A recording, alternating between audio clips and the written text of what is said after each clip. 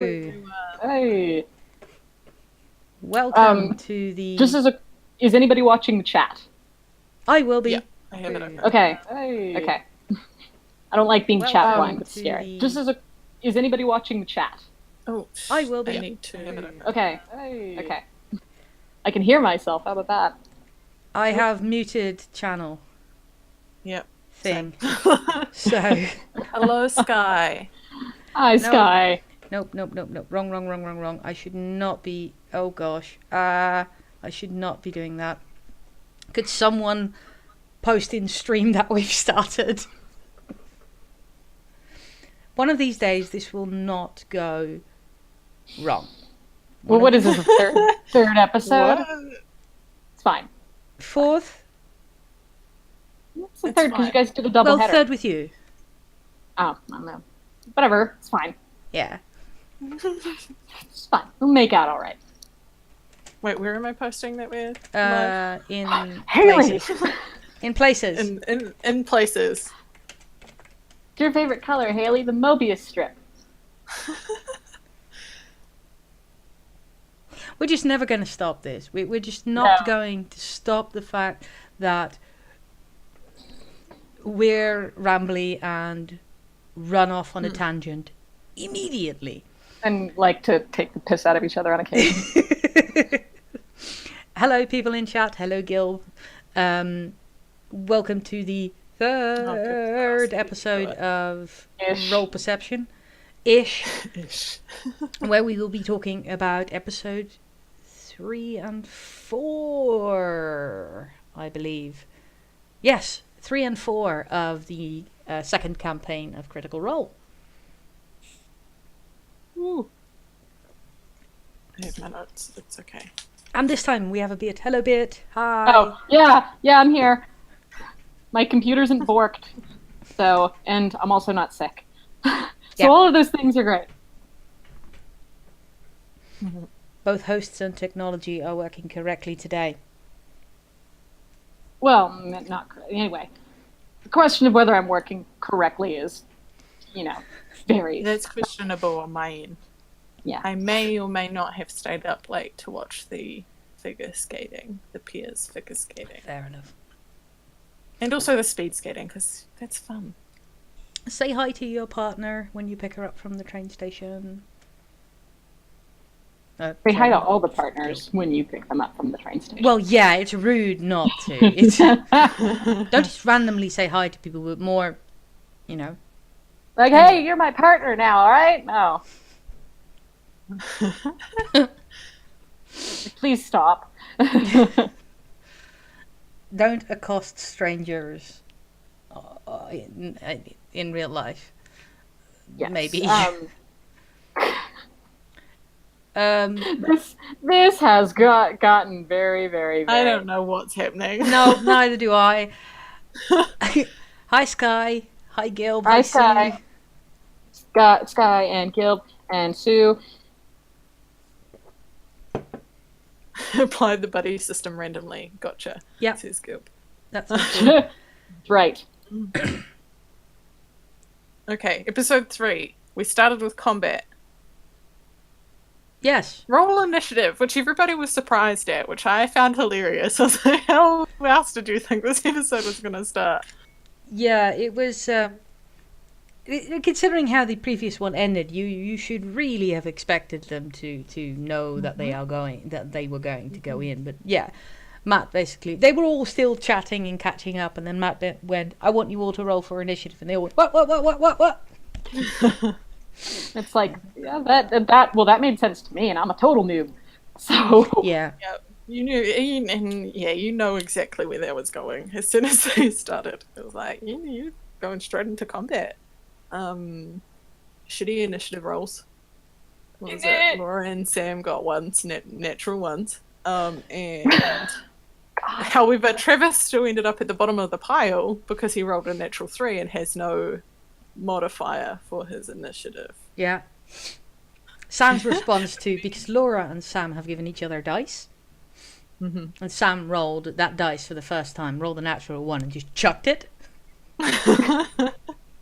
Which, he's totally not superstitious, apparently. Yeah. I think it was probably more him getting at Laura, especially if you think about their advertising for that particular episode, which was Yes. having Laura read from his script. That was intentionally digging at Laura. Oh Lord. Can somebody Yeah. make a gif of that for Cox Machina? Oh, I'm fairly certain it has been gift. it'll be out there. Should I be, haven't because run across it it's myself. pretty wonderful. Yeah. Yeah, so I rolled a 1. I'm never rolling this dice again. Yeah. It was fantastic. It was an interaction after all of that. Yeah, it was wonderful. And yeah, it's been a while ago now, but yeah, it was just zombies again. We got Except for they're way scarier than last time. sorry? Except for they're way scarier than last time. In what sense? Because there's just bunches of them. You know how kind of like the first Alien is like it's scary because you're in a ship with an alien or whatever, and the sequel is like there are bunches of them. Yeah. It's kind of like that. It's kind of like that. No, Well, I see what plus you mean. And there's also the thing too of that Mercer went like way more detailed on stuff falling off things and veins popping out, and it was all Yeah. very vivid and moist sounding. That's one way to describe it. Yeah. There were squelching noises. And I did like that we saw more of what zombies actually do, because it didn't really come across in the first fight with the zombies in the tent, because first combat. But this is also where he starts mentioning a bit more about what they do, because this is the second encounter, and you learn about the undead. What is it? Undead fortitude or undead resilience? Yeah. Something like that. Yeah. When you hit them and they go down to 0, I think they roll.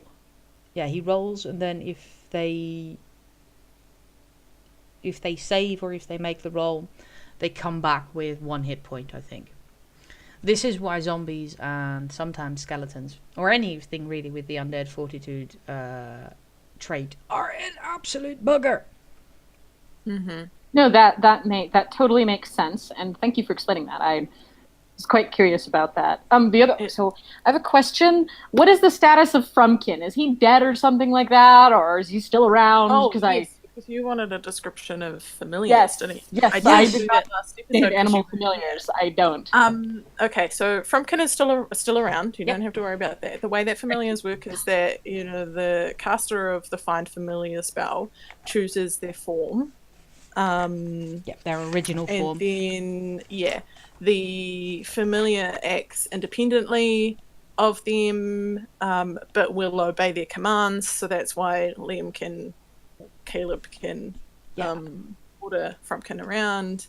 Only up I know to a certain range, though. 100 feet is basically how they can communicate with each other.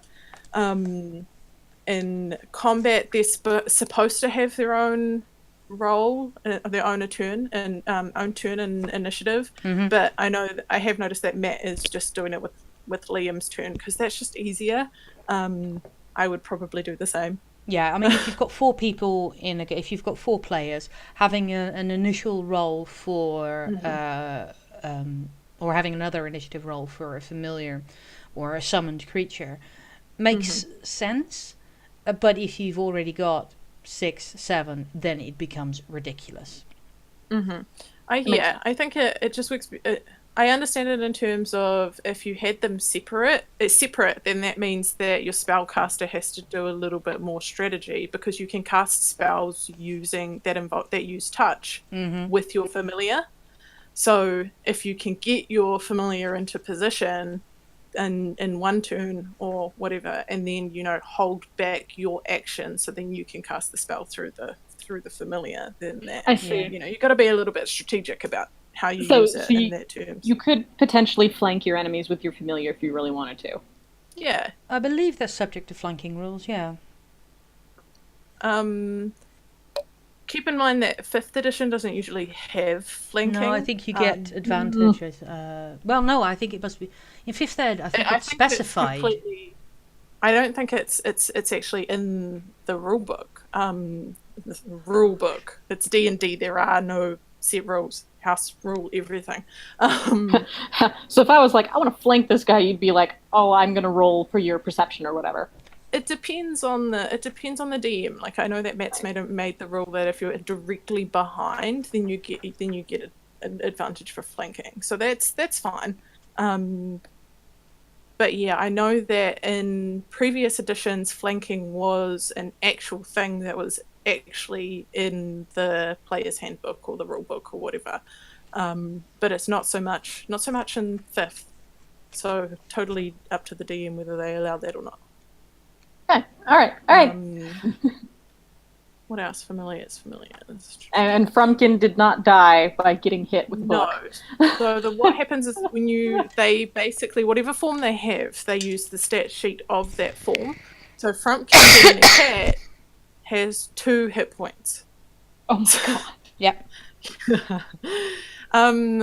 But if Frumpkin goes down to 0, then they just poof out of existence and they can be summoned back. Yeah, I think it's an hour. By recasting the spell. Yep, takes an hour and then, uses the whole 10 gold worth of incense, charcoal, and herbs. I see. That and must be consumed in a fire in a brazier. Or, as we found, in a chamber pot.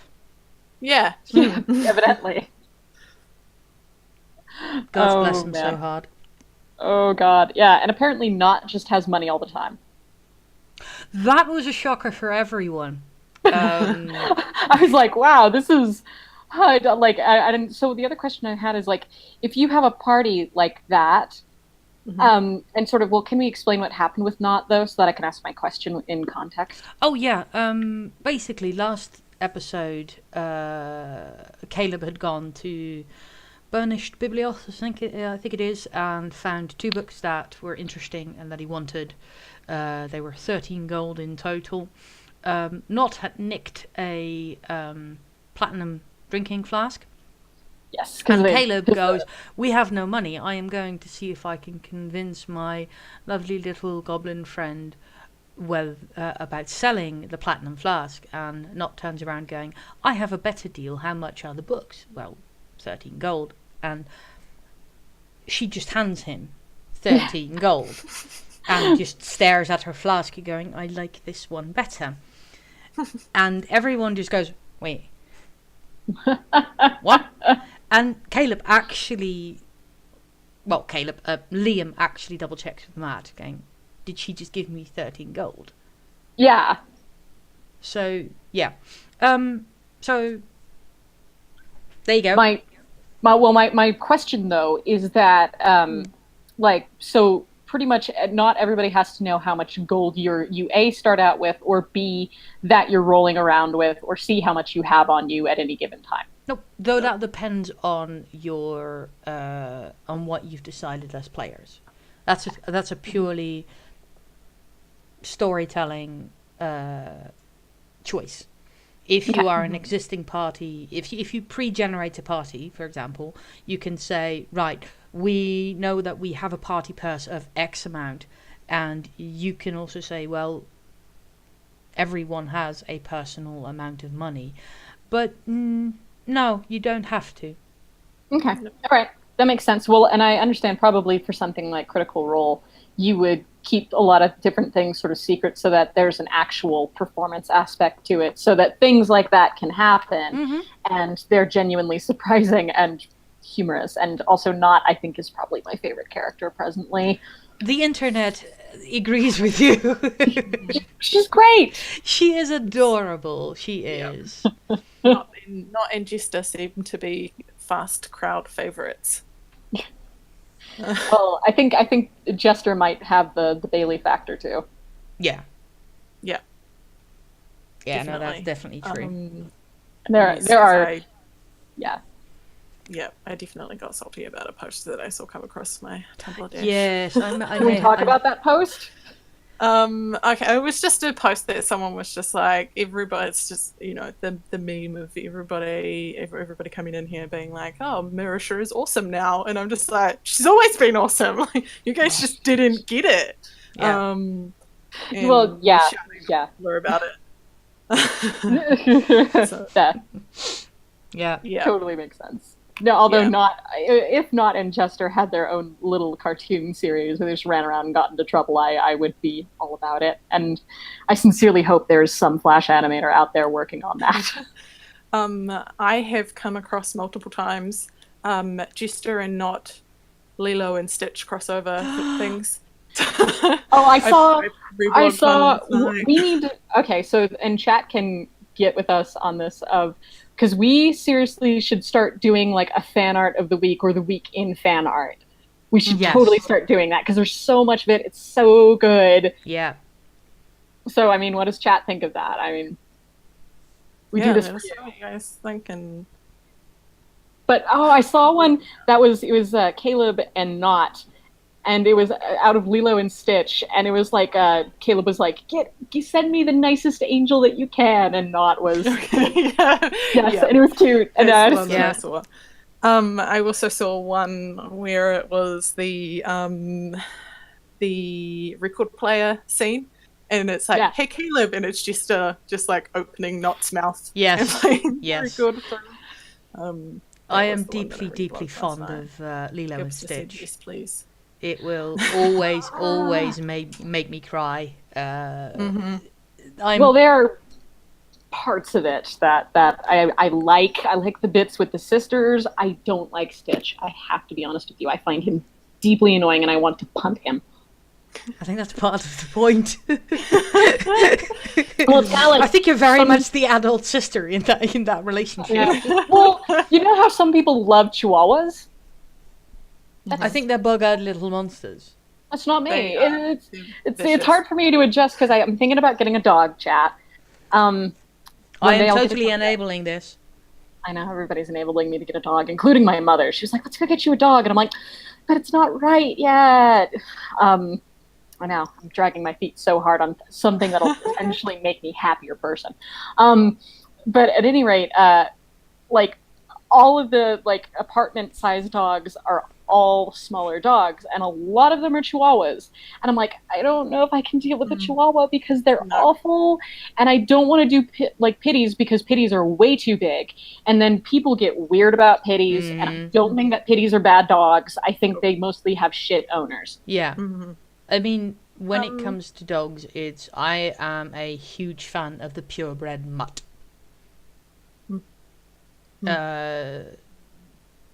I love mutts. Oh, hi, Krister. Oh, yes. Who just showed up in the chat. Sorry. Yeah. To harp music, which is lovely. So he just comes in like, Krister. He is actually a friend of mine from Discord fandom. Oh, that's lovely. Who also plays in who actually plays in a Critical Role campaign, as in he plays in a Tal'Dorei campaign. Oh, cool. Yeah. Well, hi and welcome. And yes, Guild Bit Doggo. Bit Doggo will be amazing. Yes, no, the harp music was for Laura Bailey, which is true. Everything that Laura does should be accompanied with harp music. I just like that she's just her own gift set. It's absolutely wonderful. Like somebody should really just do all of her face caps and just be like when you're sad, when you're happy, and literally just do it. Yeah, the Laura Bailey Appreciation Hour incoming. Well, mostly we'll continue. It's mostly that Laura Bailey is like a walking meme unto herself, which I appreciate. Yeah. But yeah, there again this episode there were lovely little moments again where, oh god, can he see me now? No. Poke. Ow! Yeah. Please don't do that. I'm trying to concentrate. Well, and I think it also really speaks to how comfortable everybody really is with each other. Because I tried to do Critical Role very early on, and part of the reason why it never really took for me was because it was early and everybody had just been playing by themselves, and then also had not necessarily played with everybody at the table yet. No, I think they'd all No, have. they had. Yeah, okay. But I mean, I think it had, was more of they hadn't now because they've been going for so long. They've nailed down that whole performative aspect of yes, it. yeah, that's the chemistry, as it were. Yeah. Yeah, I will admit that due to various reasons that I'm not comfortable with discussing on Twitch chat. I think I know what you're talking about. Yeah, I think we all know. yeah. I find it starts working a lot better starting with the Briarwood arc. Which in by the time they get to that bit. So you're talking episode 30-ish. Yeah, and I was onwards. very, very early on, so. Yeah. But that is by the by. I think they also mentioned in the Talks episode that they know a bit more now. Their characters are now a bit more not geared towards an audience, but more they are aware there is an audience. So they're making slightly different choices. Yeah, it turns into a thing of like, and you can see it of like I'm gonna try this because it's gonna play better. You know, like probably I don't think Sam Riegel would have made the choice to be like, I'm just gonna drop 13 gold right here. You know, because in the long term, I don't think that's a really brilliant idea to sort of blow all your characters' money all at once like that. So maybe that wouldn't be a thing that you wouldn't be doing in front of an audience. But for the reaction, yes. Yeah. That makes there's sense. also, of course, that they're playing with who their characters are. We may see things shifting. Yeah. We may see the accents shifting a bit. We may see characterization shift a bit. It depends on where it falls. To be honest, though, Good though. It's great.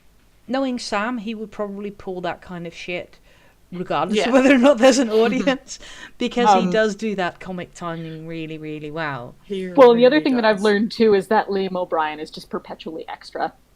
Yep. It's a thing you cannot get away from. No.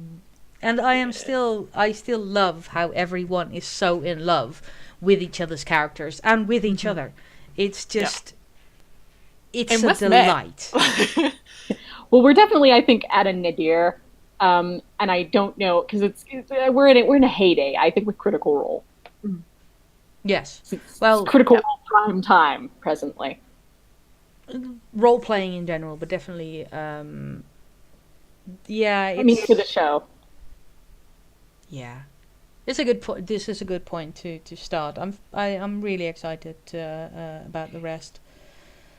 So, Right. Okay. So what was happening in episode 3? So do we get to a concrete thing so we can start talking about 4? Because 4 has some of my favorite stuff. yeah. 3 is it's a bit creaky. It's because people are trying to find their feet, and this is the beginning of this is an interesting difference that you may not yet be aware of. There are a few ways in which you can level up. Mostly people use XP based. Use XP to level up. Right. Like D&D video games and stuff. Yeah, absolutely. Yeah. All of those are XP based, to be absolutely honest, because people like it gets clunky. Yeah. It gets clunky when you have to work it out yourself. I say this as someone who has to work out XP for people. Yeah. Because every creature that you face has a challenge rating, and their challenge rating equals a certain amount of XP. Yeah. So at the end of a battle, you add up all of the XP for everything that they've defeated, whether they have killed everything or whether they have successfully negotiated with these creatures. Yeah. I can see how that all would... up, and you divide it between equally through the party. Yeah. So that's what makes it clunky. It's a bunch of addition and then division. And especially if you then get a lot of people who are doing role playing, then who are heavily into the role playing aspect. Then as a D&D, you have to go, okay, I'm going to give you XP for playing to one of your strengths or playing to one of your flaws. I'm giving you XP for peeing in the chamber pot. I did, no. So there is milestones where you level up depending on story arc, where you are in the story arc. That doesn't mean you can't reward players for playing to their character, but you reward them in different ways. It's dependent on the DM, it's dependent on the house rules, and dependent on the party, and dependent on how people want to play. Sue, how much XP for interrogating sheep? I don't know. You tell me. Depends. Is that a devil sheep that has been possessed? Did you? I made Sue roleplay me talking to a sheep. Yeah, see, that kind of thing. And good job, Sue. I'm sure you did great. Oh, she did great. It was wonderful. Yeah, there is now going to have to be a sheep in every single one of our one shots. Because she set the bar really high in her last two games, so no pressure. Krister's like DVD and video games totally stole that from D&D. I'm like, I know. I know. Advanced. I don't know if you've actually gone back more to the older episodes, but part of this whole thing is bit discovering that everything is D&D. I knew this, but I didn't really know it, and now I'm finding out just how much of everything is D&D. Yeah. And it's kind of making me. It doesn't make me sad. It's just more like, wow, I understand things more than I used to, and it also, because I realized that, I was just like, oh god, now I have to play D&D because I've been doing it for most of my life, and I know that I enjoy it. Yep. It's like, how do I say? It's almost as earth-shattering as when I came out of the closet, because I understand everything that much better now. And we were privy to this moment during the first episode of the new campaign, and it was a joy, and I do mean a privilege. It was a privilege to watch.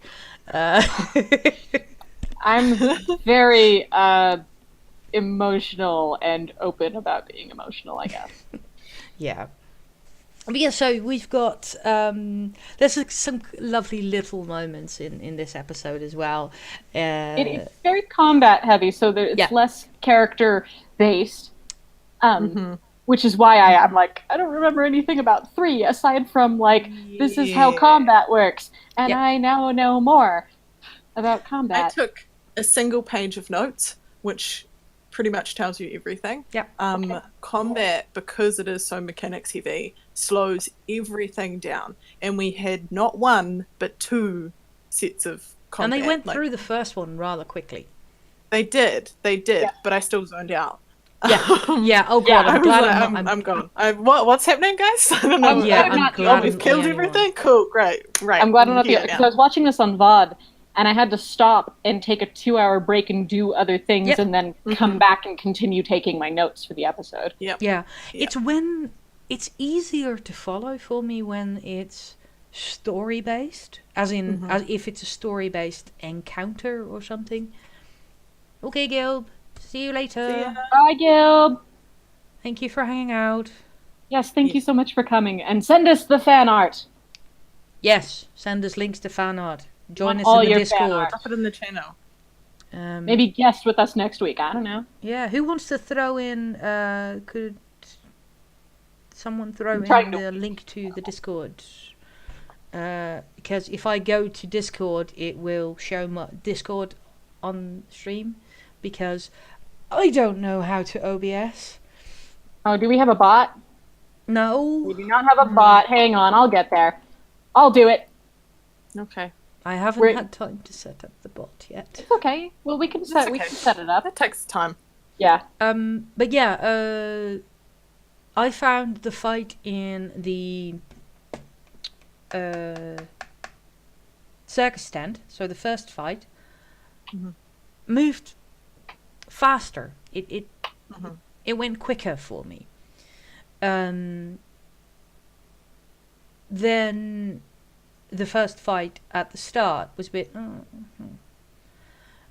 and then we get to the Kairi fight, which, because there were role-playing elements in there, and because people were discovering their character, you were seeing some things that they were doing for the first time. Right. That didn't mean it was easier for me to keep focused. And I'm expecting that as we continue and we learn more about who they are and what they do and what their preferred methods are in combat, I'm going to start zoning out more. Mm-hmm. But that is fairly normal, I think. I find, handy tip, I find if I watch the YouTube video of it and I put it at like 1.5 speed, I pay more attention because everything's happening really quickly, and it's really well paced. So it's really, really handy to just watch all combat encounters in that particular. Though they do format. sound like chipmunks at that point. Yeah, and then you forget that people don't actually talk that fast normally. So Laura Bailey gets even higher. Yeah, it's great. It's glorious. But just handy hint for future encounters. It was helpful for me because it was a thing of like, okay, so this is what this class does, because I don't know that. So it's exciting for me as a new. You also got to see how quickly things can go to shit, tits up. Yeah, because level 2. Because we had Caleb out within 2 rounds? 1 round? Yeah. Ford got taken down in 1 go or 2 goes after killing Kairi. I mean, I'm fairly certain that in hindsight they really wished they had needled Matt enough so that he just went, fuck it, there's a witch. Which was one of my favourite moments where they kept going, no, it's not a full build. It's not a hut. Do you want there to be a witch? There can be a witch in here. We're setting up a narrative that Matt is not giving us, was my favourite line. Yeah, it was clearly we are rejecting your narrative and inserting our own. I've seen this, so I'm really bad, and I haven't been saving all my D&D stuff for this podcast. I've been watching video. There's a fellow, and I'm going to find his YouTube channel and post him up in our Discord. Okay. But he has been playing D&D for 30 years, so he has been making little animated shorts of all of his adventures in D&D and his adventures as a DM and all this stuff and so forth and so on. And they're cute. And I learn a lot because this is, and it's very cool because I also learn about how old style D&D is and now how people do D&D. Yeah.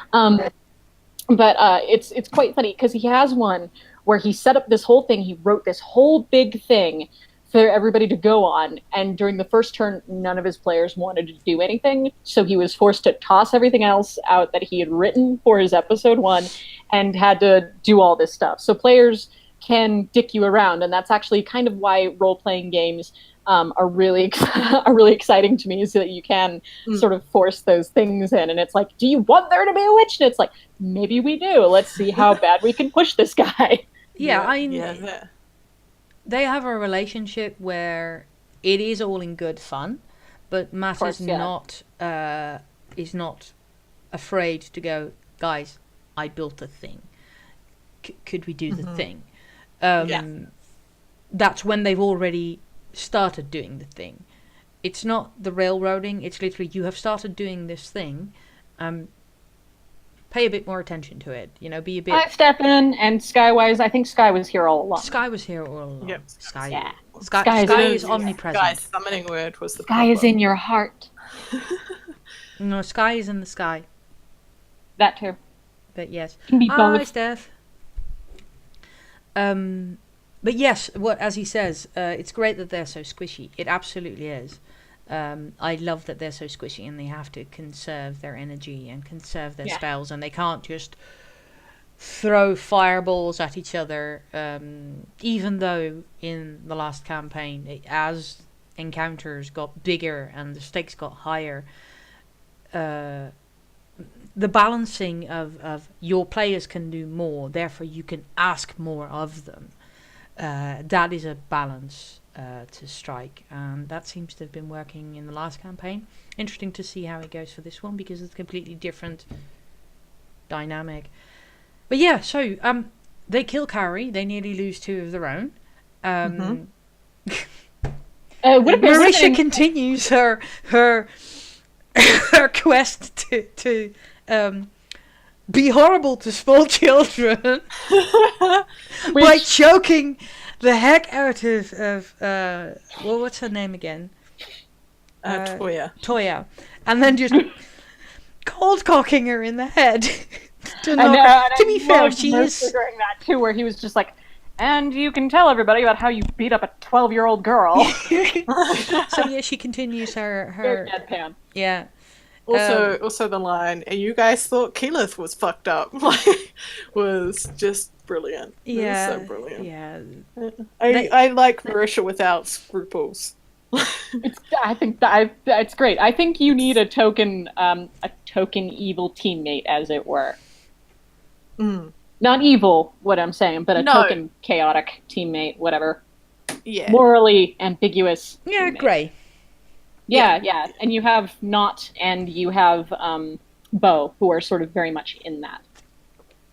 If you look at Jester is as well, because Jester is a follower of the Traveller, who is chaotic neutral. Funnily enough, it seems like Molly. What is the Traveller? Sorry, I don't want to cut you off or anything, but what's that? I don't know what that is. The Traveller is a deity in D&D. And you can go deep dive on that one and not find everyone that is out there. Okay, give me the too long didn't read version. Trickster god. Yep. So obviously. So Yeah. So Jester's patron, obviously, because she's taken the path of the trickster. Yeah. So yeah, so that was that whole interaction in was it in the second episode where she's examining Bo's bruise, and then it was just like and Matt was describing how like it got pussy and and everything she like made that. it worse. And, yeah, she made it worse, and then all of a sudden it was gone. That was him playing with her, just messing with her. So that's why she was just like, "Oh, he's such a dick." Yeah. At the end of that. Okay. So, Because I which didn't is quite a beautiful interaction between their god. Yeah. Okay. Now I know. I'm good. Yeah. But yeah, if you want to go down a rabbit hole, you can. Going down the rabbit hole of Like rabbit holes. D&D deities, depending on which setting. The Traveller is part of the Eberron, if I'm not mistaken. Yeah, I do believe so. Setting. There are specific ones for Faerun. There are specific ones for the main world. So, yeah, go on a deep dive, and we'll see you in a week. You underestimate my penchant for researching and collating information. But Yeah. I expect a two-page paper in my email. Become more knowledgeable about the deities than I am, and that would be fantastic because I have no Well, idea. I'm not jumping down that one. Well, you can ask Haley, because I'll mention something that I'm halfway interested in, like, 1 week to her, and then the following week I'm like, so there are all these things with this thing, and this is a current issue with this thing? I'm an information sponge, and I can't help myself. I love the deep And I just dive. sit there and ask questions.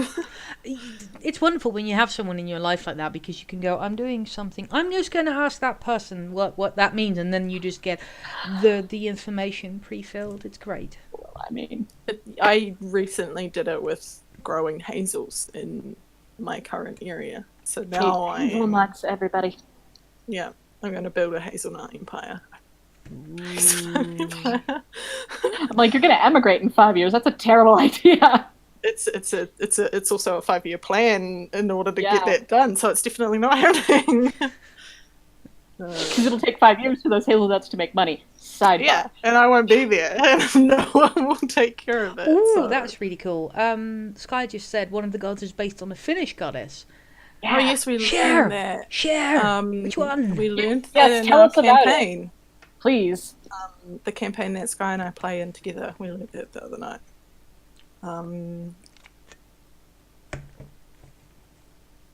Yeah.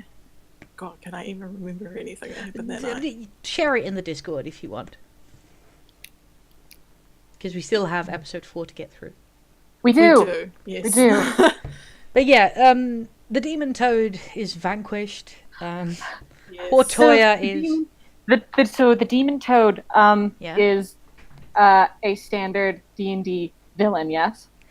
actually. It turns out that Matt has created the demon toad. I can't Okay, remember. I was wondering about that, and that excites me. Sorry. We thought it was something like a dire toad, but it seems to be more of a Legit devil toad. yeah, devil toad, but more of a devil toad man almost. Oh my god, that's so metal! Anyway. And gave it a fiend background.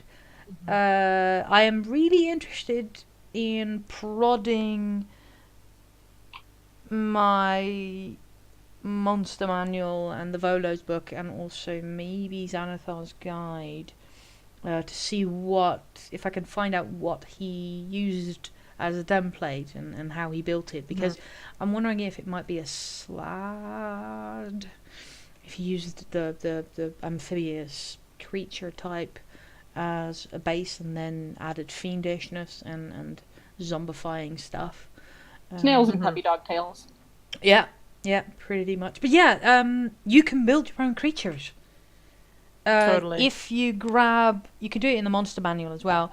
But a lot of adventures, a lot of one-shots, which I've been looking at because I'm going to be running one, have you go use a dire rat.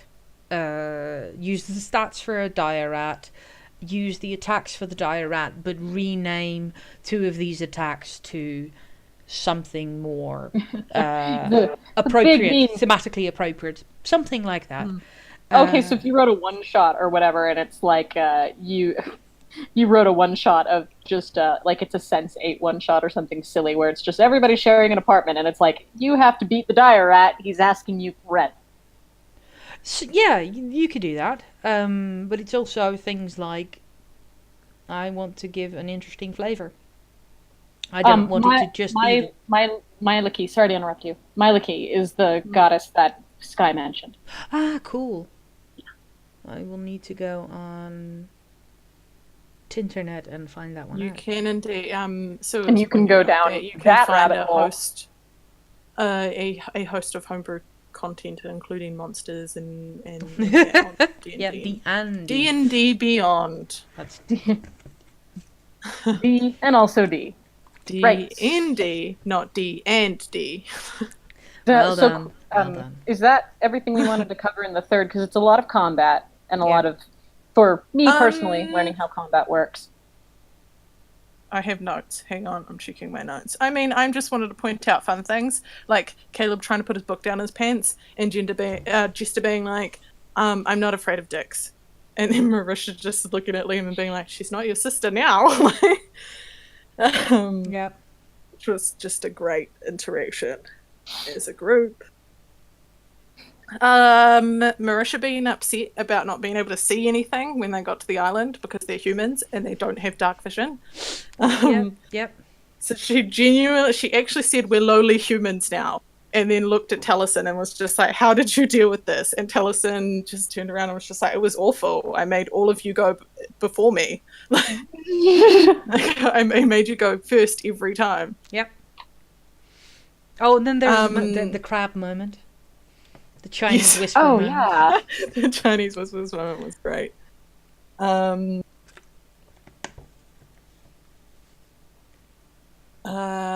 it Sam's burp?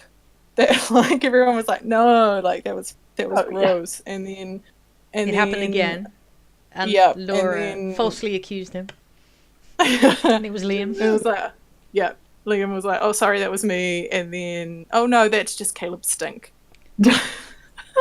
I liked the other thing of Jester sort of kind of prodding Bo of being like, what are the odds that Yasha's on this island and she'll come and save us all? That was brilliant. Speaking of which, if we're ready to move on. Yes, we can move on now. Yeah. Episode 4, yay! Oh, all the Yasha, all the time, all the Ashley. Mm-hmm. Yeah, all the pretending and also seeing how they have a reasonable plan. They have a reasonably good plan to not get into trouble, to make everything work out and maybe not be suspicious or not as much. And them completely fucking it up because one of them goes away and does something, or because of bad rolls.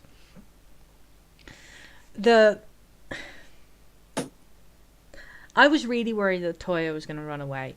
I was going to struggle free and was just going to run away.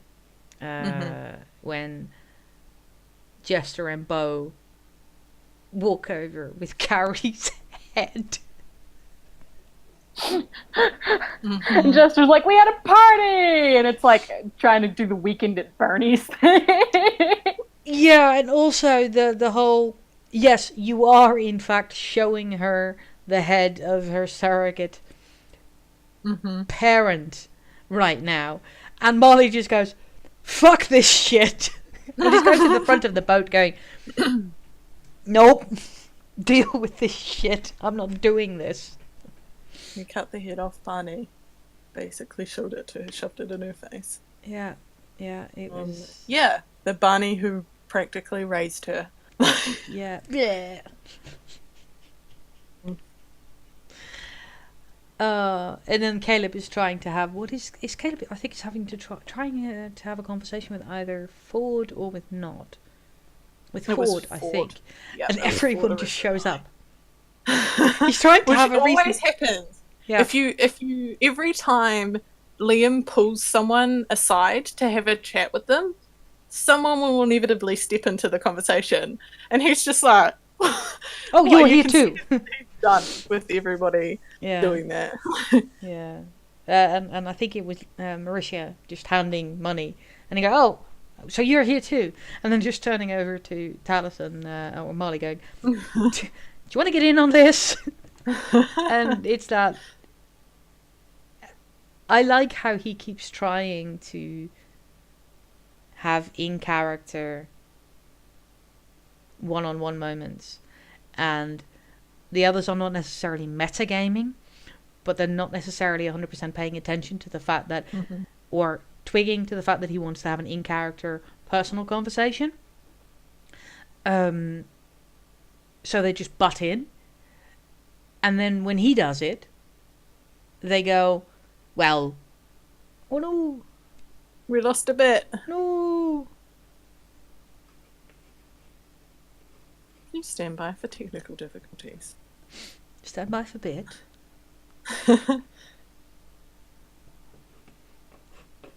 Let's see. As Sue said, Ford and Caleb are the dads of the group. Yes, they are. They definitely are. No doubt about it.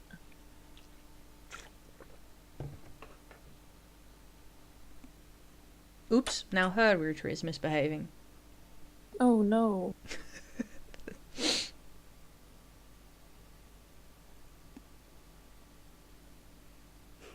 Let us wait patiently.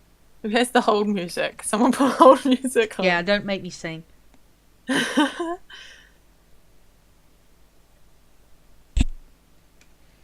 Well, actually,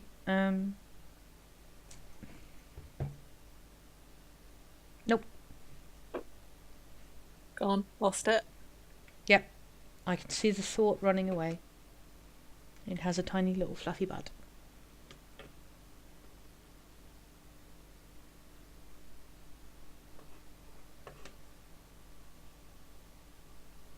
So this is what you see what happens when Bit is not here. We have absolutely nothing to talk about. Nothing. Ever. Nothing. Yes, yesterday. Last week was just a fluke.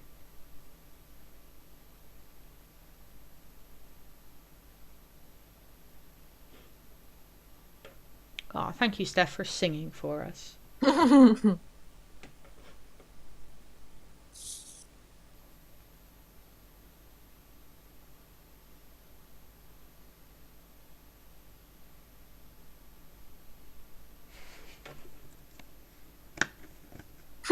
Are you serious? Are you serious? Oh, have our videos frozen as well?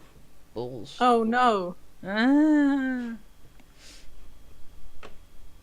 I can see chat still moving. Yep, same. I can see you still moving. Okay, let's refresh for a second.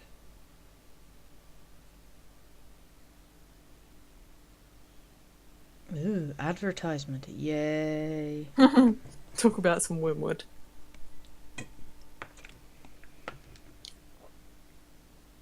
I mean, every single time I want some of that wormwood gear. It's just nice. It's so expensive.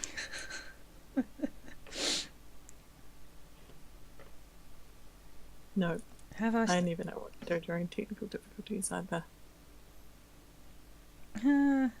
Aha! We have started moving again. Oh, that's good.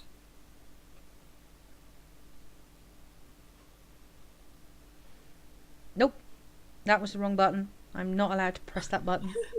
I'm not allowed to go to anywhere else because...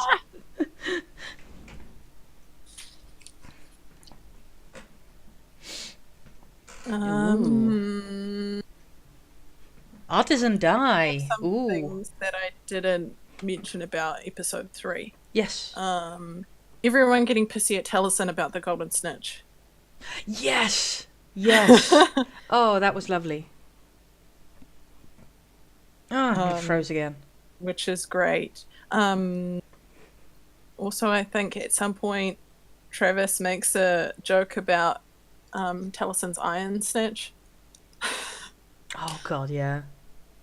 That was great. Right. I think I am just going to quickly hide video. No, I'm still frozen, darn it.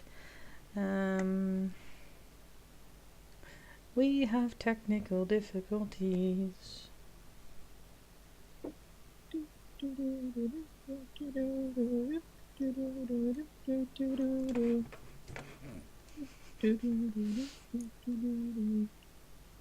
That's my hold music.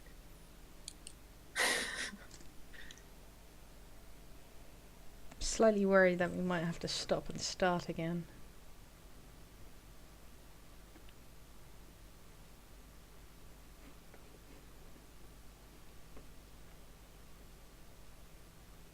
Serious, just set it back Yeah. for her.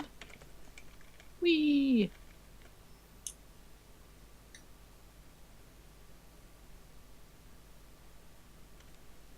I mean, failing all else, we can hide the video again. That's true.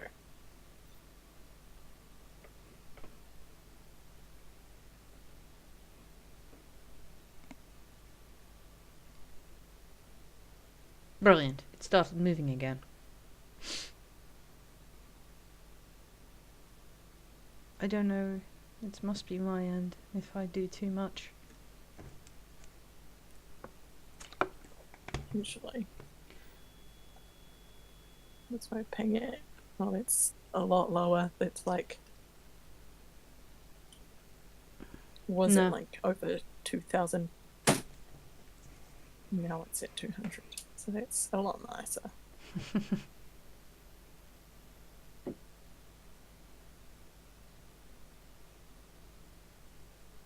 I did like the bit with having...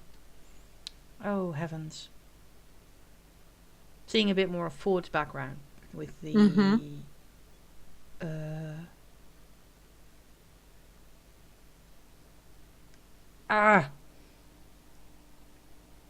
his sailor background. Yeah, that was cool. Actually, I'm really also- enjoying seeing Travis stretch his wings. Yeah, Where it he's is really nice. Where he's being the old gentleman, trying luring the guards away. That was delightful. That It was so just funny. oh gosh, yeah. Make a deception check, and it's just oh, it's so wonderful. It's so wonderful. It was really good. And even Travis's face when Matt was describing the change with his sword. Yes. With the barnacles growing out of the hilt and the dripping water from no particular source. That was awesome. Yeah. And hinting at warlocky stuff, which I wanted to go over, but I kind of want to wait until next episode now. Yes. We have hit the same stage, I think. Yeah. I haven't finished watching episode 5 yet. I could have gone over my theories, but no. No, that is one thing. We'll leave it. Wait in anticipation. Yeah. Now, there's one discussing. thing to be said for being 1 week behind, is that it does kind of stop you from... No, it can stop you from theorizing, purely because, well, we've probably watched the next episode already.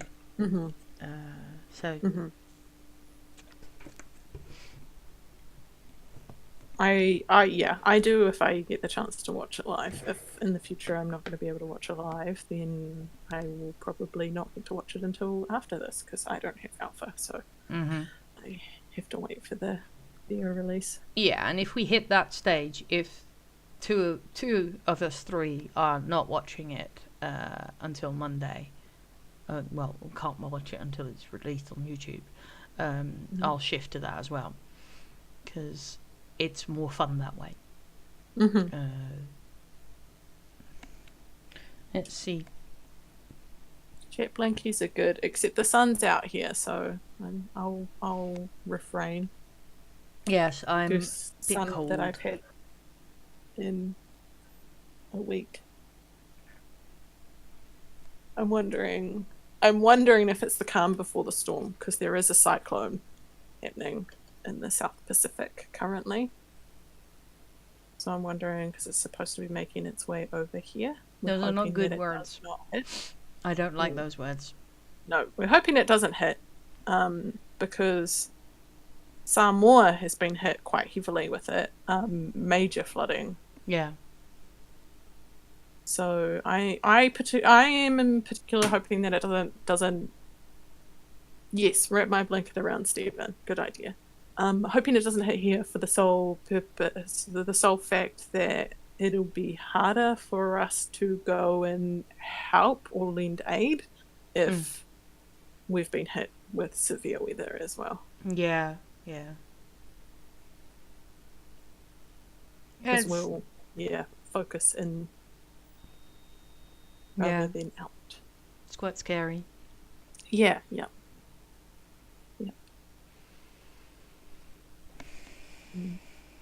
Let's see.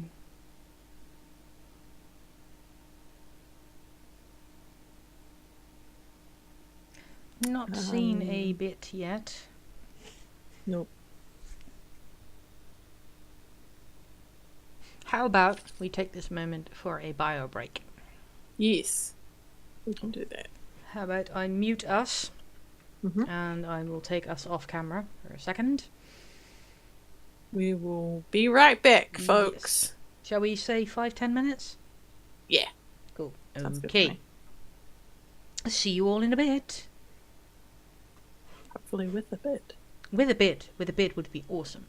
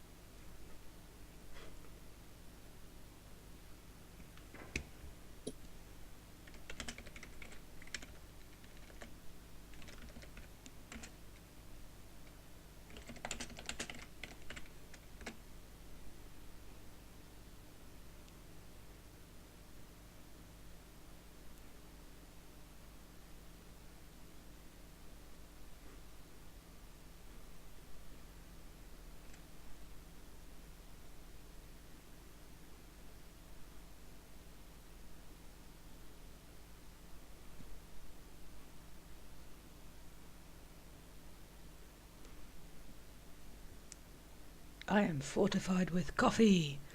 Nice. I haven't had tea yet today. I decided not to because we were doing a double episode.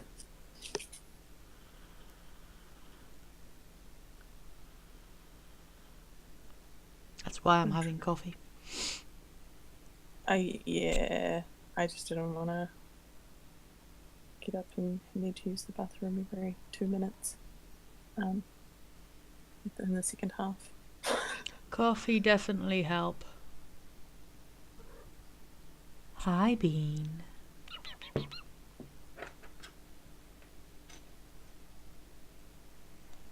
Yes, hello.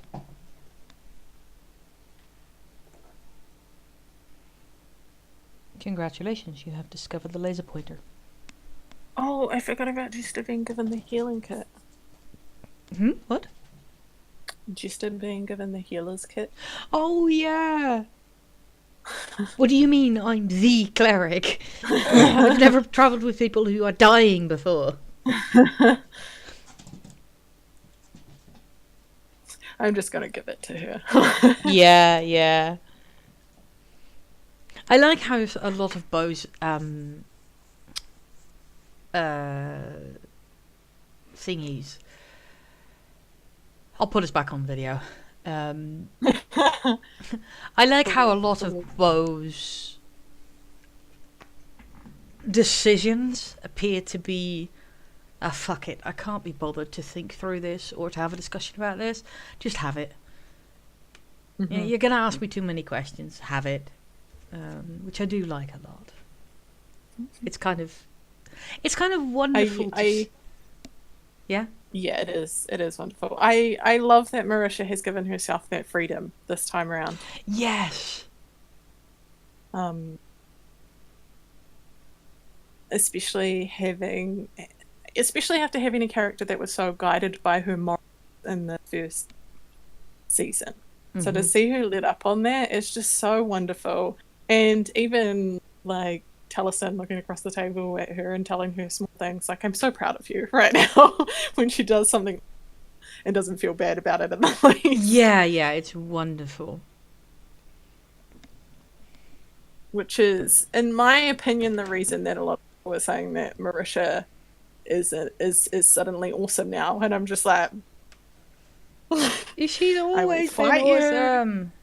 I will fight you about the fact that she has always been awesome from the beginning. Yep.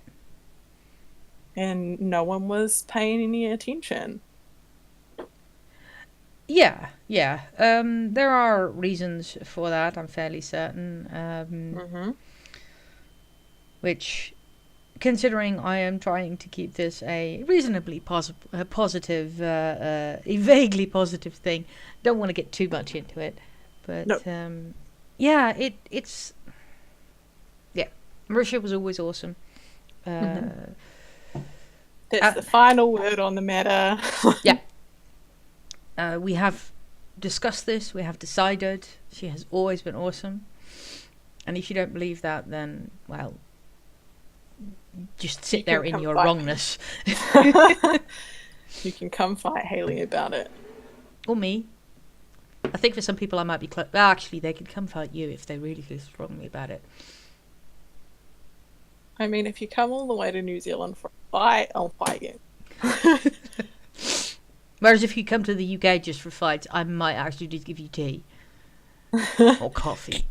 You've made the effort to come all the way to fight me. I'm going to drop that art. That's what I've been doing. I've been looking for that art. I'm going to drop it in the chat. In our art channel. Art. This is the link. Yeah, I've got TweetDeck open on most of the day and just going through the Critical Role art. And I'm seeing a lot more of the works in progress and people working. Like someone has literally just discovered cross-hatching and is working on Jester, and it's adorable. It's so wonderful. Nice. I love it. I love seeing I love seeing people make progress in their art and in their chosen art form. It's wonderful. Yeah.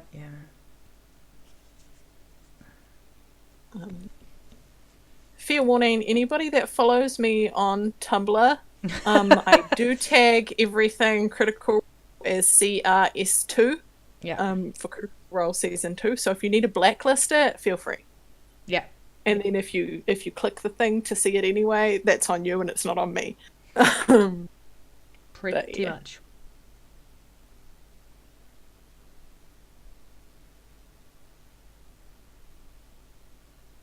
Yeah, it is. It is a nice way to improve. Finding something that you love and doing art with it, or doing something with it. I mean, this is completely new to me. I mean, I've been wanting to stream for a while, but the whole having to set up OBS and doing all these things, it just throws me into decision paralysis, which is an analysis paralysis even, which is the shitty. Well, executive dysfunction is shitty anyway, but this is the seriously unfun side of it. It is, I want to do this. I think I would really enjoy it. I think my friends would really enjoy it, and you know, I would highlight things that other people might not have. But I can't do it because there's so much involved with it, and so many things. But having something like this has allowed me to dig into that and just go, no, I really want to do this. It's like build enough positive pressure to get through the dysfunction almost. And then there you've got your entire other things with it. But yeah, doing something that you love, doing something with the thing you love, it's one of the best motivators out there. Yeah, definitely. I mean, no one ever got better by being forced to do something they hate over and over and over and over again. No. I want a Critical Role coloring book. As long as they have like every color, like every picture on a different, like they don't have a back page. It's just a single sheet for each one, so you can take it out and frame it if you want. Yeah. Also, because I've kind of been playing with the idea of doing my paper cutout work with coloring books and just cutting out all the like the and then if I flip it, then it'll all be one color on there. The really intricate ones, the color therapy ones. Yeah. Ooh. Yeah. Ooh. I kind of want to buy a whole bunch now and send you a few to cut up. Because that's not my jam, but I would love to see what you did with it. Yeah. Yeah. Digital. So you can I've done it before, actually. I think I posted a picture on my Twitter. Now I'm going to go searching. I should be doing this. Can we talk about how excited Travis was that he had that he has a spell save DC? Yes. Because that was the cutest shit ever. It was so cute. I have always felt a bit, I want to say, disconnected from Travis.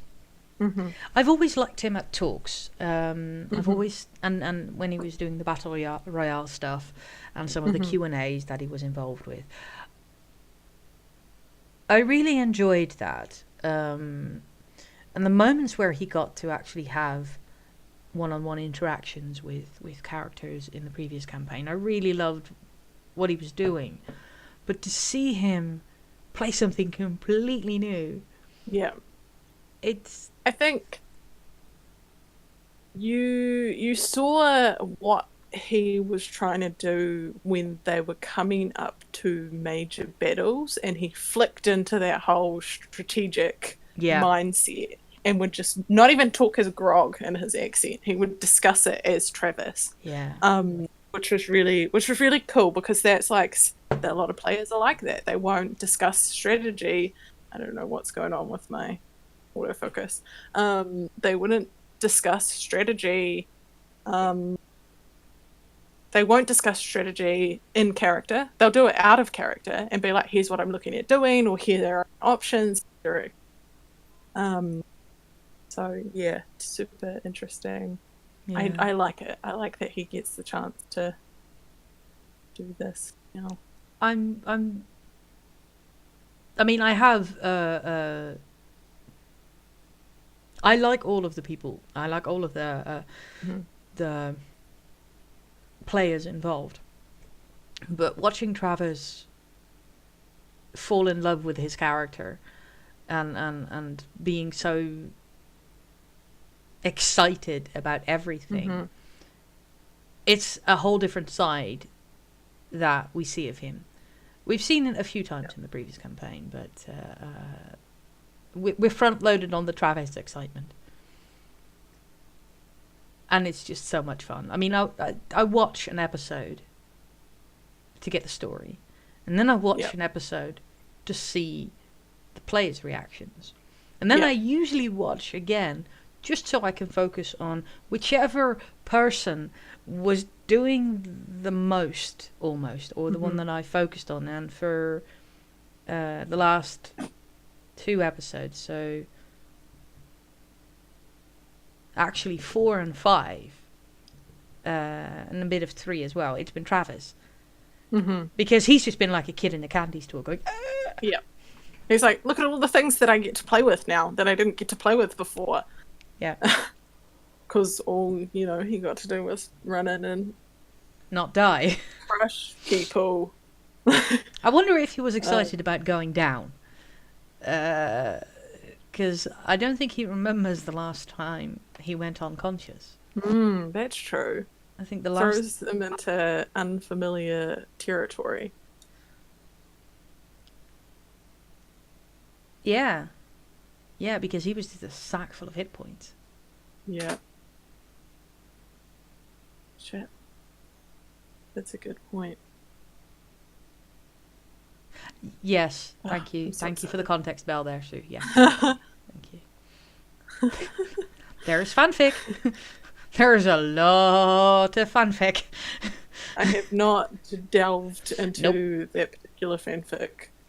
I have looked on AO3 River because I have several friends who are fanfic writers in completely different fandoms, which I like reading because it is different from what I'm immersed in. But I don't tend to read in the fandom that I'm currently engaged in, especially when it's an ongoing story. But yeah, Ford is a fan favorite in many ways. So is Caleb in multiple combinations too. Yeah, they've just got such good characters, and I'm not going to say this time around because they had great characters last time around. So everybody's they're just so good.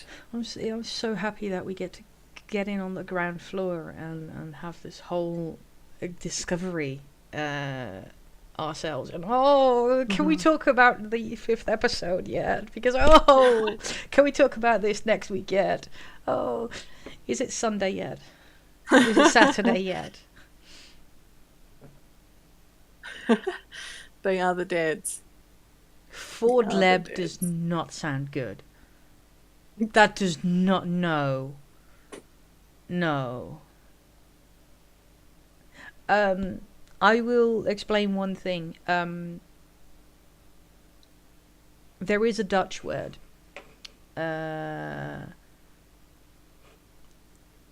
Which...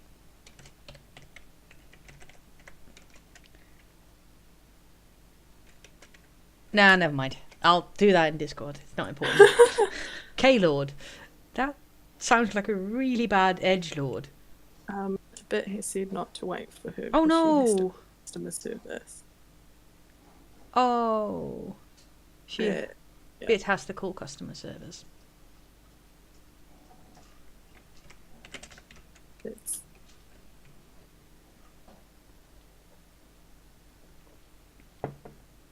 The tech gods are not with us. We failed. We didn't. No. We did not sacrifice to the correct gods. Oh, we're supposed to be doing that? That's the problem. Yeah, sorry, I haven't been sacrificing. I do apologise. It's all I'll my go fault. and steal some apples from the orchard and those are... I'm gonna have to find a goat. Or a chicken. A tractor. It's a tractor driving past. I was just gonna say, you're gonna sacrifice a tractor. Bit much. No, I could just hear something driving past, something big driving past, and taking forever. So it's like there's a tractor or something Yeah. out there. It's really funny because it's apple picking season here. So you get the tractors driving past, and because they've got to go slow, and they're hauling all of the like big apple crates. They're going slow, and they've got this big train behind them, and then they've got a bunch of people following behind because this isn't a main road really, but it's one of the ways into the next town over, and the main road has roadworks, so half of the traffic is coming through here. So it's hilarious watching people get held up by the apple. Sue has a request to see your mug. Oh, yes! This is a mug that my lovely, lovely cousin got me when I went to university. So this mug is many lots years old. Technically many, 1, 2, 3, many. 1, 2. Many lots. Yes, many lots. Yeah, I'm very fond of it. Yeah, troll counting. So 1 too many. Is it 1 too many or 1 too 3 many? I think it's 1 too many, and then it's. Anyway, never mind. So yeah, it's unlikely that we will have a bit for the rest. So I think because we do want to talk about episode 4, shall we do and she episode... was particularly excited. Exactly. Shall we do 4 and 5 next weekend? Yeah, I like that our double episode keeps getting pushed back. By this stage, like, we don't have a bit, so we're going to do it next week. And then, first week it was we're sick, so we can't. And then the next, so we're going to do a double episode next week. And then the double episode was just like, okay, we don't have a bit, so we're not going to do. We're just going to do episode 2. And now it's exactly the same thing. We don't have a bit, so we're going to do a double episode next week. Well, we had a bit. We had a bit. We did. For a moment. We did. So. And the internet gods are cruel and fickle creatures. They are mean and evil and should not be shot, but should probably be told off. Mm-hmm. But yeah, some general... They're probably true neutral. Probably. One day we'll... Well, we did it. We managed it on both the 0th and the 1st episode. And the 2nd. No. Wait, which episode are we? Is it the 3rd? I don't know. I don't know. What is? We've had episodes. But all of the back episodes are now on the YouTubes. Unfortunately, the 1st and the 0th and the 2nd, or the 1st, 2 of them you will find do not have chat. Because I, the first time, didn't tick the archive video option, so it was just recorded on my local machine. And the other time, I didn't transfer it to YouTube quickly enough, so it was out of the archive. So you can still watch us talk, but you don't get chat. We have all the numbers tonight. They're just just deal with 1, 2, 5. But I will remember. I will try to remember when we're done to immediately export it to YouTube, so that it will be available there. It's unsurprisingly role perception at YouTube.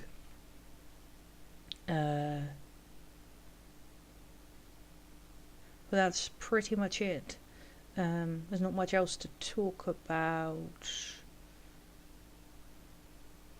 now that we can't talk about episode 4.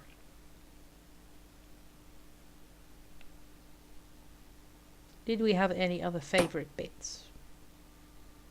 Oh, hang on, I have notes. Favorite moment. Everybody rolled crappy in initiative in the first amount of combat, but then they had amazing saving throws. Second, Nots, how do you do this? How do you want to do this? yeah, that was delightful. Yeah. I'm not even gonna watch them go down. I'm just gonna shoot and run away. Yep, not gonna even see if it hits. Matt's lights for the game board. That's His great. map making is so good. That man is ridiculously talented. Yes. I would like to Yes. eat his brain. Not that that will make me any more Please. talented. Why do I want to do that? No, that would be bad. That went somewhere. Yeah. I didn't think that thought through.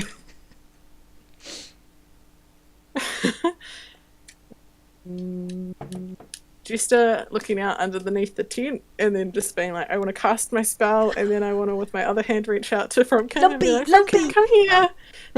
Let me pet you. Yeah. Come here, Lumpy. Yeah, and then when Caleb sent Frumpkin away during the battle, her just being like, no, come back. You have a 6-pack of donuts, but no healer pack. Healer's kit. So good. I did like, strangely, how Molly went down. Yes. It was. I have this really awesome moment, and I'm sorry, your sword gets stuck. He just turns around and goes, "Help!" and then just gets taken down in one go. Yeah. It's just Especially when Marisha was standing there, like fix this. struggling with her attacks, and just being like, and at one point, like, just turning to him and being like, Molly, Molly, please. Molly, help. Yeah, That was great, and then for him to go down was fantastic. Notes. I should put these in a Google Doc so that I'm not looking down at bits of paper. That would probably be good. Bits of paper help me think. I organise my thoughts better when I just write them down very messily and all over the place, might I add. I counted 5 natural ones Yes. in the game. Yep. 2 of them were in the first roll. Yep. And then the one of them was during combat, right? I forget, it was Marisha roll during combat. There might have been more. I think I started counting like halfway through. Yeah. But And I did learn that apparently Undead Fortitude does not count on a critical hit. That was really cool to know. Yeah. I learn stuff all the time about Critical Role. I like about Critical Role and D&D in general. Like, Yeah. because of Critical Role. I think that's it. That's everything that's on my notes. Yeah, Yep. the rest is all... And then the bloody imps. Yeah, How close was that? I was So close. I was really worried. Moving that duplicity, that, illusion yes. of herself was the clutched move in that particular instance. Yeah, oof. And if they hadn't gone for it, ouch. Yeah. It, I do like that Matt rolled for that too. It was just like, nope. Can you imagine having one of them go down already? And what you would have to do to fix that? No, I don't want to think about it. No. I don't know if you could fix it. They just go down. Yeah. They've got no means. First of all, they're low-level party, so no one's got any spells that would help them. No. And reviving people is I was about to give spoilers. Reviving people is expensive if you don't have those spells yourself. It's expensive anyway, but particularly when you're a low-level party. So it would just be bye-bye. It just roll adds your next character. It just adds a whole level of scary. I mean, I've been scared before in the at the end of the because I came in at the end of the campaign, and I've been scared before. But because I'd gone through all of the back episodes, there was not that. Oh God, that's it. But yeah, the all that effort, and then that was nice. Yeah. Especially when you just start to gel. I mean, it is easier to introduce a new character at that point. You don't want to introduce them later, but still, no, I want all of them to stay. I love all of them, and I want to see them all grow, and have moments of no with all of them. Yeah, there are some scary elements. Yeah, well, the next element of a month of the campaign would be getting enough coin to pay for bringing them back or finding a magic item or something. Yeah, but it's only, I do believe, Resurrection that is 8 hours. There is another. I think it's like. Yeah, I might be thinking of something else because I haven't looked into the resurrection spells too heavily in myself because I have never run a game that's high enough level for them to have those spells. But I do believe that at the very late, I think you've got a month basically. That's it. In a month. But what are they going to do? Just like not have that character, like not have that player in? Yeah. Like in-game month. Yeah, they could. Yeah, I mean, well, there's True Resurrection, of course, which is up to 2 centuries. Well, there's Revivify within a minute. That's a very short one. There's Resurrection and then there's True Resurrection. I don't want to think about it. No. Bad ideas. But I do like the idea of playing on that. I tweeted yesterday about characters that I want to play, and I would love to play an undead adventurer. Yes. I would love to play it. And that would be a good thing. Like I was an adventurer before, but I got killed, and then someone brought me back, but not properly. So I'm undead. Like, yeah. You know, it's like an animate dead spell or some shit like that. You could actually do it as a revenant, I suppose. That's one option, but that's not technically undead. No. But, no, I want an undead character. Not necessarily like a zombie. I still want I just still want some degree of intelligence. Your charisma would be through the floor. It would be great. You'd almost have to roll your adventure character, all the stats, and then apply zombie. I would love to have a character like that who was actually just my level charismatic. And then just purely based on the fact that they're undead, everyone's like, no, we don't want anything to do with you. Get out of here. Technically it is undead, but they are not subject to turn undead or any of those other ones. I think you're specifically talking about being subject to turn undead and being a proper undead person. Yeah. And having to shit like someone does destroy undead. I'm out. I'm hiding. Stand on this side of the I'm standing on this side of the map. So yeah. The idea of playing with new characters and monster characters has always intrigued me. Hey, Gil. We have sadly lost the bit in your absence. The internet apparently fell over. So we stopped. We're not going to talk about episode. No, we're just generally talking about things that we would love to play now. I mean, we talked about the, I think it was last weekend, wasn't it? Or the weekend before, about Pathfinder having the rule, or was it a marker for a weapon, where it allows you essentially as a gnome or a halfling or a small character to use large two-handed weapons.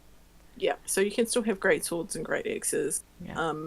Just instead of using a D12, I think it was a D10 or a D8 for damage. So they're just a smaller version.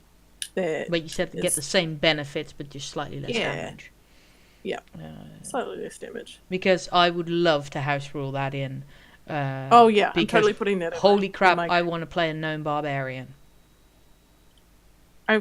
Yeah. Halfling? No, not halfling. Yeah, I want a proper gnome barbarian. Yeah, tiny great axes. Yeah. Great tiny axes. It's the miniature giant metal chicken. It's that option. Or a small giant metal chicken. Yeah. Aha. Let's see. There's a lot there. I also want to play a Medusa at some point. That would be awesome, though. Yeah, I don't know what I'd play as Medusa. Maybe a druid. I'd love to play as a hag. Plus, I've looked up the stats for a Medusa, and your snake here as a Medusa counts as a natural weapon and does 1d4 damage. I love it. That's wonderful.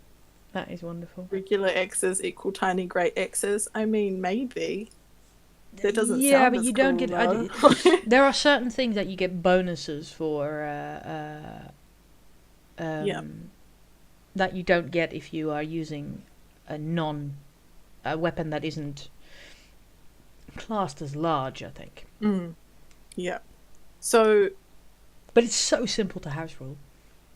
Yeah, because you just say, and you just drop down a damage die. The axe can be as tall as you are. Mm-hmm. We've just shortened the haft for you. Mm-hmm. So. Yeah, basically. My eyes itchy. I have a very itchy nose, I'm sorry.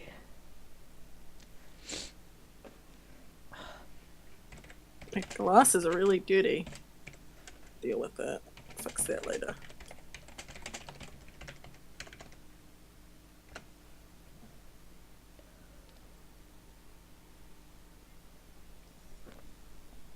Right, I think we have reached the end of what we can talk about, realistically. We are just now going to throw our favourite types of characters that we want to play. Best worst... Oh, thanks, Sue. Now you started me. But best worst race class combo. Depends on what you define by best. Because there are, of course, the classic ones. Well,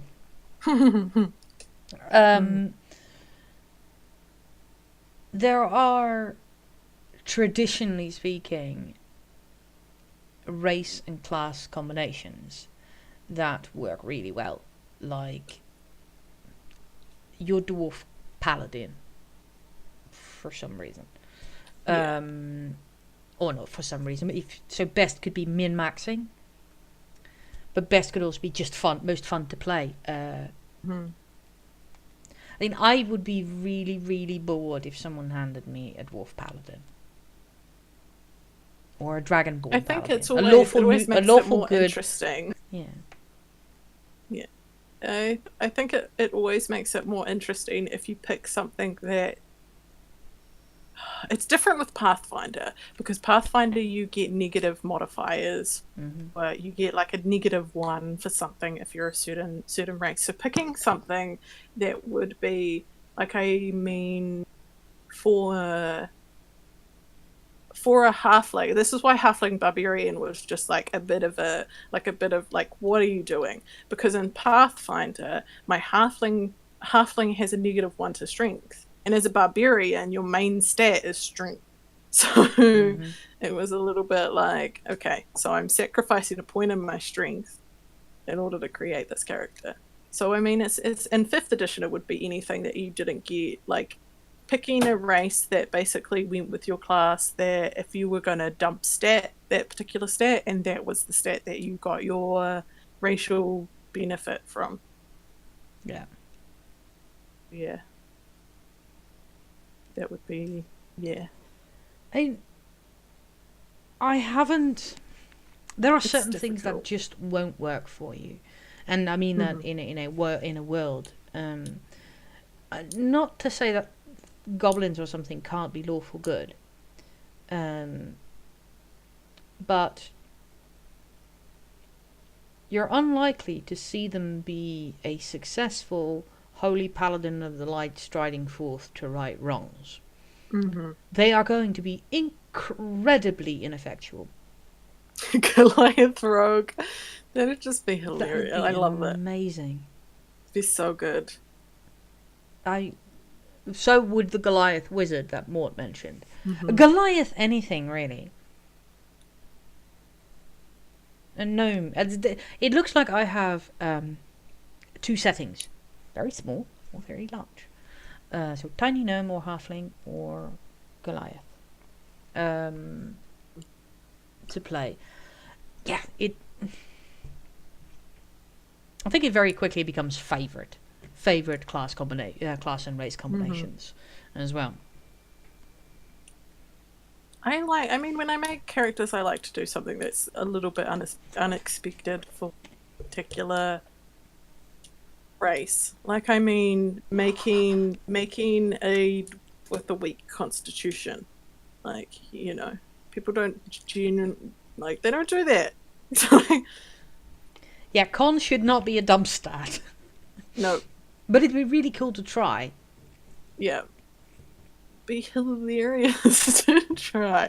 Yeah, but no, I'm extra squishy. Not just squishy, but extra squishy. I rolled a 6. What are you putting it? Con? What are you? Paladin? No! Or a cleric? I have a weak constitution.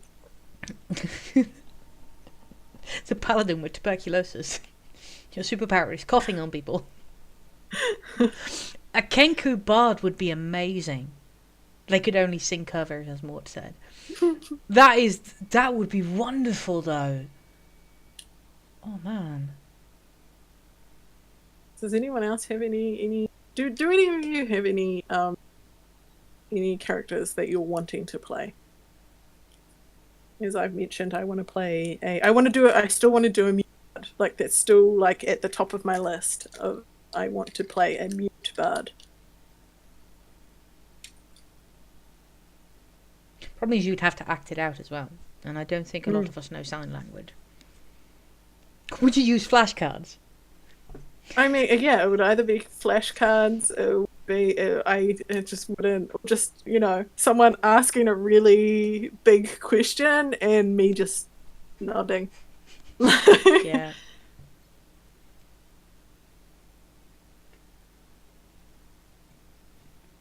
It would Yeah, be a so- lot of, like, it would work better in a game at like a game, I don't know, like, you know, a proper game at a table where you're sitting at the table with your friends. That would be the best scenario for it.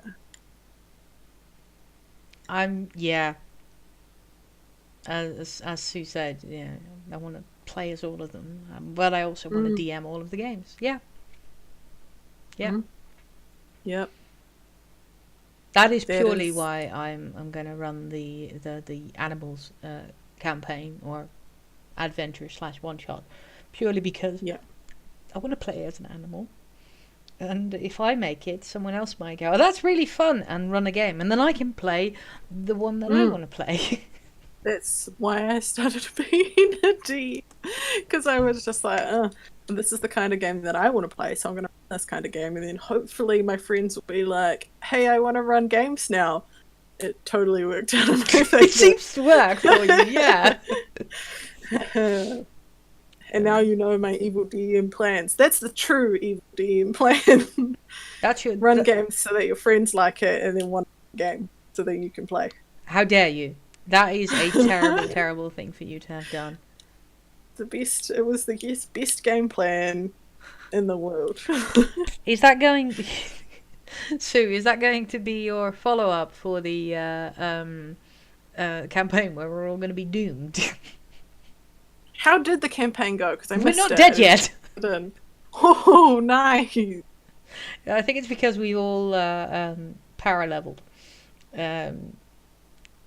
And because we're in a wizard's tower, there are certain things that are coming really handy. I'm a green knight, so I'm a paladin, but I'm a green knight.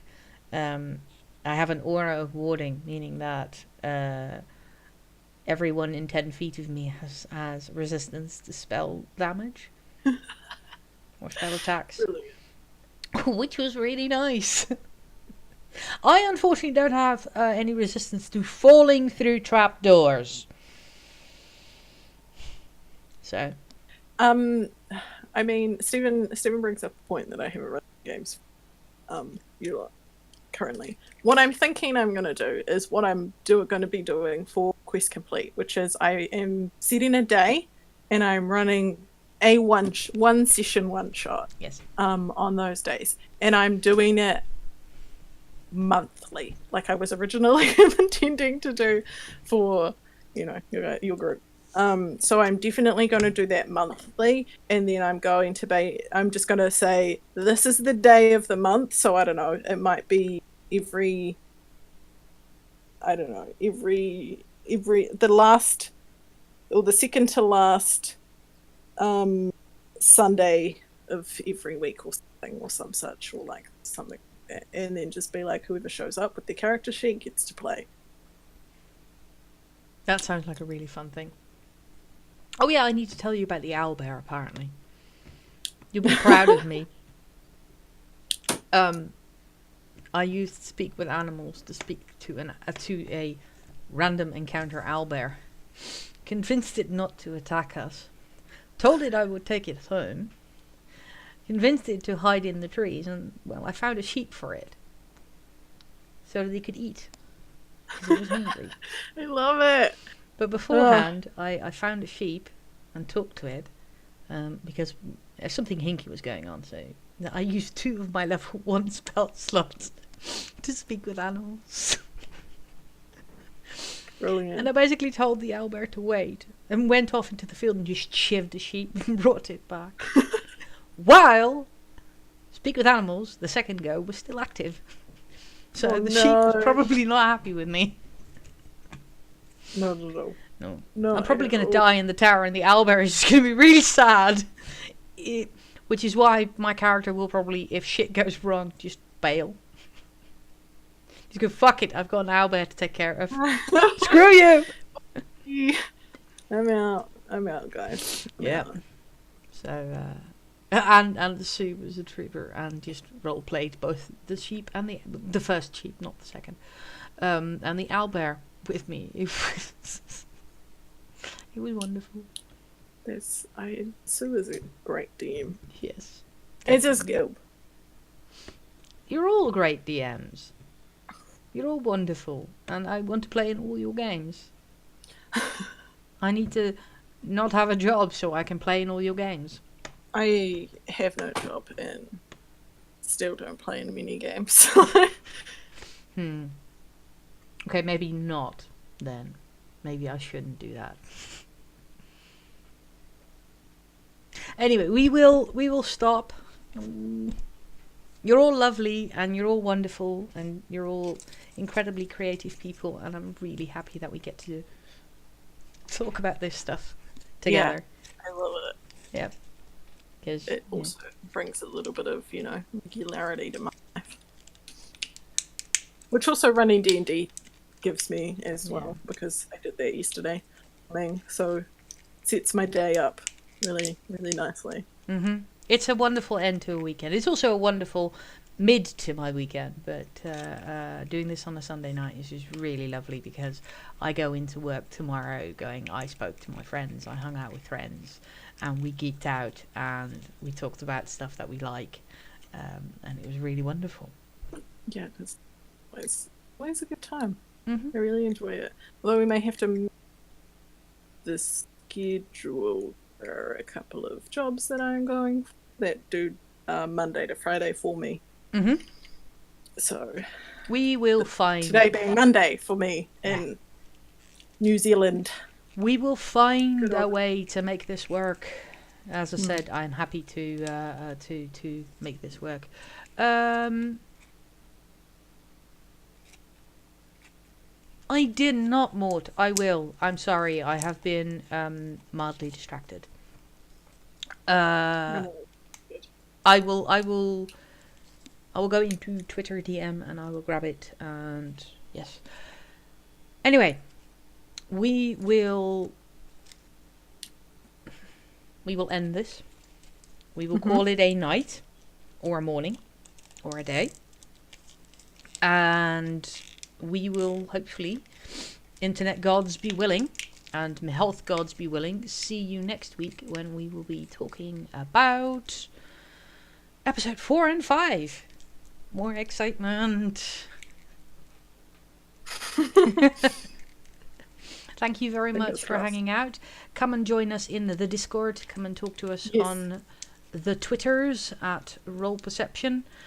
I will throw a link to our Discord on the Twitch dashboard so that people can see that.